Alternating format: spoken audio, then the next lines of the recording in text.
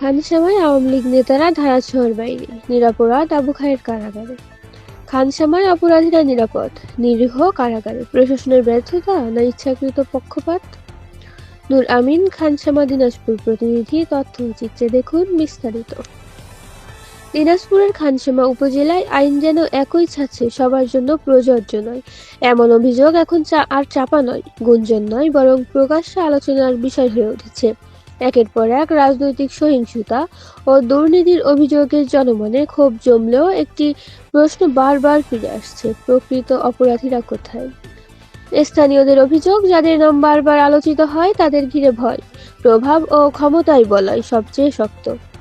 তারা আজও নির্বিঘ্নে প্রকাশ্যে চলাফেরা করতেছে, অথচ আইনশৃঙ্খলা বাহিনীর তৎপরতা দেখা যাচ্ছে এমন ব্যক্তিদের বিরুদ্ধে যাদের রাজনৈতিক প্রভাব সামান্য কিংবা প্রায় নেই বললেই চলে।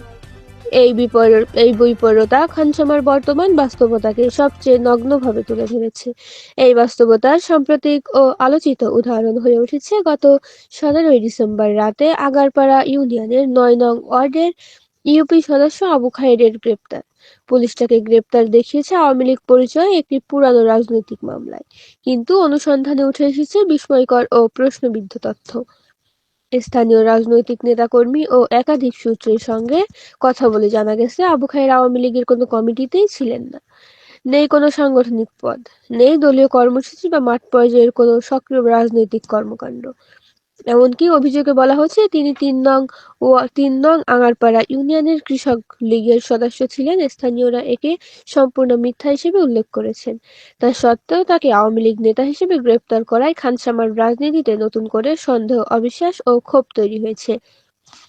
যে মামলায় তাকে গ্রেপ্তার করা হয়েছে সেটির সূত্রপাত 2014 সালের 10ম জাতীয় সংসদ নির্বাচনকে ঘিরে। ওই সময় খানসামা থানার মারামারি ও ভাঙচুরের অভিযোগে যুবদল নেতা রাশেদুজ্জামান স্মৃতি একটি মামলা দায়ের করেন।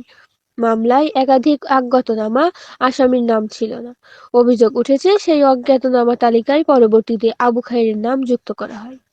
স্বাভাবিকভাবে প্রশ্ন উঠেছে, যিনি কোনো সময় ক্ষমতার কেন্দ্রের অংশ ছিলেন না, যিনি দলীয় রাজনৈতিক নিয়ন্ত্রণে ছিলেন না, তিনি কিভাবে হঠাৎ করে আইনশৃঙ্খলা বাহিনীর টার্গেট হলেন? স্থানীয়দের মতে এটি কোনো বিচ্ছিন্ন ঘটনা নয়, বরং খানসামায় বহুদিন ধরে চলে আসে একটি ভয়ঙ্কর প্রবণতা, তারই অংশ, যেখানে প্রকৃত অপরাধীরা থেকে যান আড়ালে আর দৃশ্যমান বিচার দেখাতে সামনে আনা হয় তুলনামূলকভাবে দুর্বল কিংবা রাজনৈতিকভাবে অপ্রাসঙ্গিক ব্যক্তিদেরকে। অনুসন্ধানে আরও জানা গেছে, একই মামলায় এর আগেও ভেরভিরি ইউনিয়নের শহীদুল ইসলাম নামের একজন ব্যক্তি গ্রেপ্তার হয়েছিলেন। স্থানীয়ভাবে তিনি একজন সৎ ও নিরীহ সমাজসেবক হিসেবে পরিচিত। স্বাধীনতার পর থেকে যেন কোনো রাজনৈতিক সম্পৃক্ততা নেই বলে এলাকাবাসীর দাবি।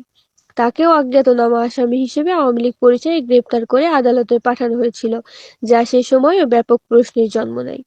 অনুসন্ধানে আরও উঠে এসেছে, আবু খায়েরের বড় ভাই আওয়ামী লীগের রাজনীতির সঙ্গে যুক্ত এবং ছোট ভাই ছাত্রলীগের সঙ্গে সম্পৃক্ত। তবে আবু খায়ের নিজে কখনো আওয়ামী লীগের রাজনীতিতে যুক্ত ছিলেন না।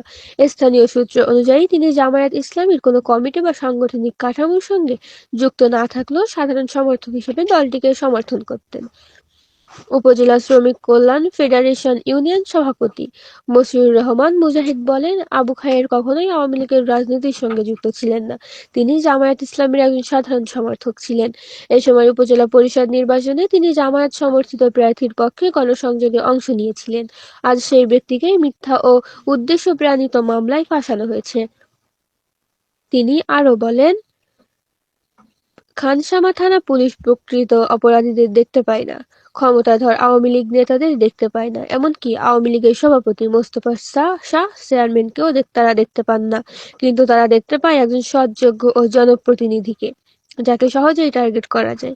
আমি এই ঘটনার তীব্র নিন্দা ও প্রতিবাদ জানাচ্ছি এবং অবিলম্বে এই মিথ্যা মামলার অবসান ও আবু খায়েরের নিঃশর্ত মুক্তি কামনা করছি। স্থানীয় বাসিন্দা শফিকুল ইসলাম, আনারুল মাইজার, জাহিদসহ একাধিক ব্যক্তি বলেন, খায়ের ভাই কোনো রাজনৈতিক দলের সক্রিয় কর্মী ছিলেন না।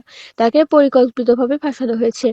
তাদের অভিযোগ, প্রকৃত ফ্যাসিস্ট আওয়ামী লীগ ও নেতারা ও সহিংসতা, দুর্নীতির সঙ্গে যুক্ত ব্যক্তিরা দিব্যি প্রকাশ্যে ঘুরে বেড়াচ্ছেন, অথচ আবু খায়েরের মতো মানুষকে গ্রেপ্তার করা হচ্ছে। প্রশাসনের ভূমিকা নিয়েও প্রশ্ন উঠেছে। তদন্ত না করেই রাজনৈতিক ছক অনুযায়ী গ্রেপ্তার, এটিকে রাষ্ট্রীয় সুশাসনের চরম অবক্ষয় হিসেবে দেখছেন তারা।